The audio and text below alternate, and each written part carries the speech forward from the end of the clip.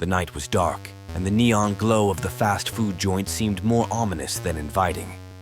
I had been driving for hours, the road stretching endlessly in front of me.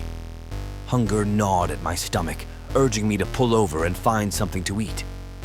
The only sign of life in this desolate stretch of highway was that glowing beacon promising greasy satisfaction.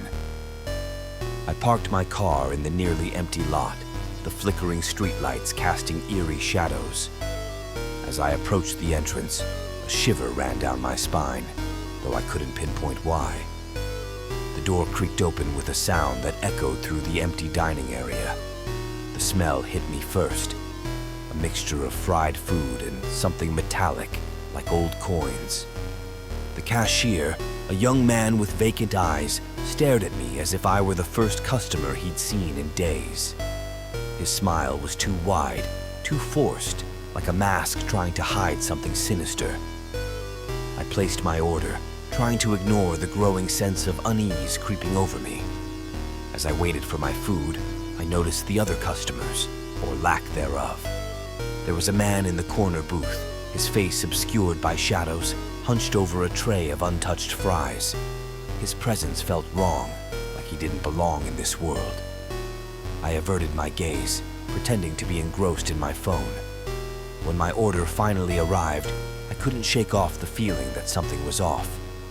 The burger looked greasier than usual, the cheese oozing out in an unnatural way. The fries were too crispy, as if they had been cooked multiple times. I took a hesitant bite, the taste unfamiliar and unsettling. The cashier's eyes never left me as I ate, his stare boring into my soul.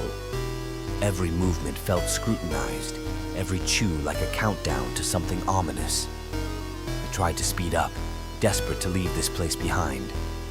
Just as I finished my meal, a sound echoed from the kitchen, a low, guttural growl that sent chills down my spine. I glanced towards the source of the noise, but the kitchen door remained closed, hiding whatever lurked within. I pushed my tray away, suddenly nauseous. The cashier's smile faltered for a moment, a flicker of something primal crossing his features before he regained his composure. "Is everything to your liking, sir?" he asked, his voice too smooth, too rehearsed. I nodded, eager to leave. As I got up to throw away my trash, I noticed the man in the corner booth was gone. The air seemed heavier, suffused with a tension I couldn't explain. I made a beeline for the exit, the urge to flee growing stronger with each step.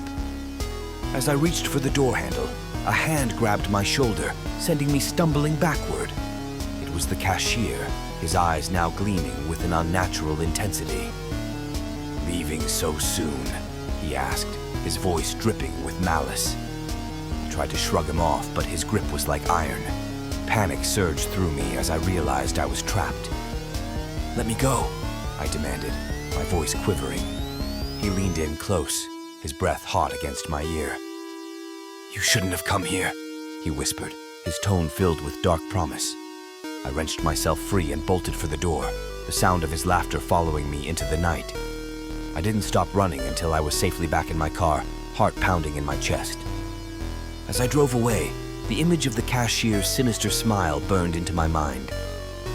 I knew then that I had stumbled upon something beyond my understanding, something dark and unholy lurking in that seemingly innocent fast food joint. To this day, I can't pass by a similar restaurant without feeling a chill down my spine, a reminder of that creepy encounter on a lonely stretch of highway.